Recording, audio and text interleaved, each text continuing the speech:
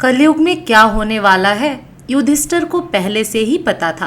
पांडवों का अज्ञातवश समाप्त होने में कुछ समय शेष रह गया था। पांचों पांडव एवं द्रौपदी जंगल में छिपने का स्थान ढूंढ रहे थे। उधर शनिदेव की आकाश मंडल से पांडवों पर नजर पड़ी। शनिदेव के मन विचार आया कि इन पांचों में बुद्धिमान कौन है, परीक्षा ली जाए। शनिदेव ने एक माया का महल बनाया। कई योजन दूरी में उस महल के 4 कोने थे, पूरब, पश्चिम, उत्तर, दक्षिण। अचानक भीम की नजर महल पर पड़ी और वो आकर्षित हो गए। भीम युधिष्ठिर से बोला, भैया मुझे महल देखना है। भाई ने कहा, जाओ। भीम महल के द्वार पर पहुंचा। वहां शनिदेव दरबान के रूप में खड़े थे। भीम ने दरबान से बोला, मुझे महल देखना है। शनिदेव ने कहा, महल की कुछ शर्त है। भीम ने कहा, कैसी शर्त? तो दरबान बने शनिदेव ने कहा कि जो इस शर्त को मानेगा वही अंदर जा सकेगा। भीम महल के प्रति इतना आकर्षित हो गए थे कि वे शर्त मान लेते हैं। तब शनिदेव अपनी शर्त बताते हैं। नंबर 1, शर्त महल में 4 कोने हैं, आप एक ही कोना देख सकते हैं। नंबर 2, शर्त महल में जो देखोगे उसकी सार सहित व्याख्या करोगे। नंबर 3, शर्त अगर व्याख्या नहीं कर सके तो कैद कर लिए जाओगे। भीम ने कहा, मैं स्वीकार करता हूँ, ऐसा ही होगा। और वह महल के पूर्व छोर की ओर गया। वहां जाकर उसने अद्भुत पशु, पक्षी और फूलों एवं फलों से लदे वृक्षों का नजारा देखा। आगे जाकर देखता है कि 3 कुएं हैं, अगल बगल में छोटे कुएं और बीच में एक बड़ा कुआं।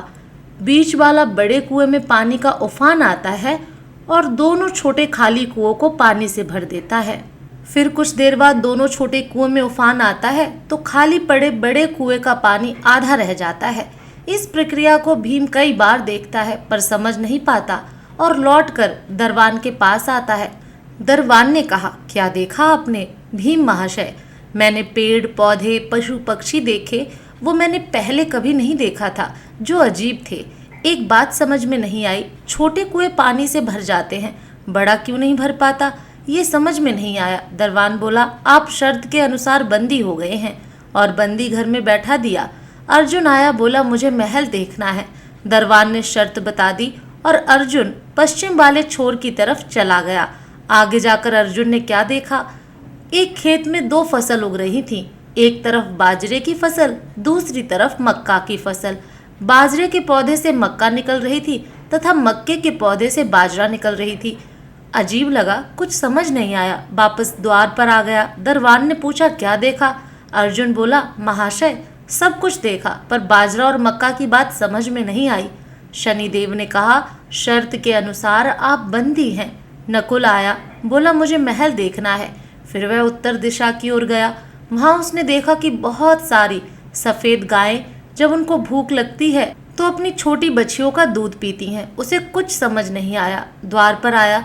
शनिदेव ने पूछा, क्या देखा? नकुल बोला, महाशय गाय बच्चियों का दूध पीती हैं, यह समझ नहीं आया। तब उसे भी बंदी बना लिया। सहदेव आया, बोला, मुझे महल देखना है, और वह दक्षिण दिशा की ओर गया। अंतिम कोना देखने के लिए क्या देखता है, वहां पर एक सोने की बड़ी शिला एक चांदी के सिक्के पर टिकी हुई डगमग डोले पर गिरे नहीं, छूने पर भी वैसे ही रहती है। समझ नहीं आया। वह वापस द्वार पर आ गया और बोला, सोने की शिला की बात समझ में नहीं आई। तब वह भी बंदी हो गया। चारों भाई बहुत देर से नहीं आए। तब युधिष्ठिर को चिंता हुई। वह भी द्रौपदी सहित महल में गए। भाइयों के लिए पूछा। तब दरबार ने बताया, वो शर्त अनुसार वे सब बंदी हैं। युधिष्ठिर बोले, भीम तुमने क्या देखा? भीम ने कुएं के बारे में बताया। तब युधिष्ठिर ने कहा, यह कलयुग में होने वाला है। एक बाप 2 बेटों का पेट तो भर देगा, परंतु 2 बेटे मिलकर एक बाप का पेट नहीं भर पाएंगे। भीम तो छूट गया। अर्जुन से पूछा, तुमने क्या देखा? उसने फसल के बारे में बताया। युधिष्ठिर ने कहा, यह भी कलयुग में होने वाला है। वंश परिवर्तन अर्थात बाण के रशद की लड़की अर्थात ब्राह्मण के घर शूद्र की लड़की और शूद्र के घर बनिए की लड़की ब्याही जाएगी। अर्जुन भी छूट गया। नकुल से पूछा, तुमने क्या देखा?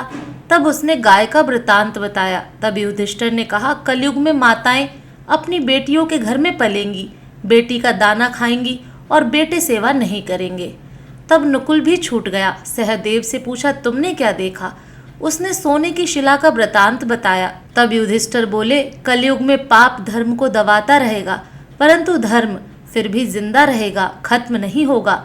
आज के कलयुग में यह सारी बातें सच साबित हो रही हैं। वीडियो अगर पसंद आया हो तो वीडियो को लाइक और चैनल को सब्सक्राइब करें और अपने दोस्तों के साथ शेयर करें। धन्यवाद।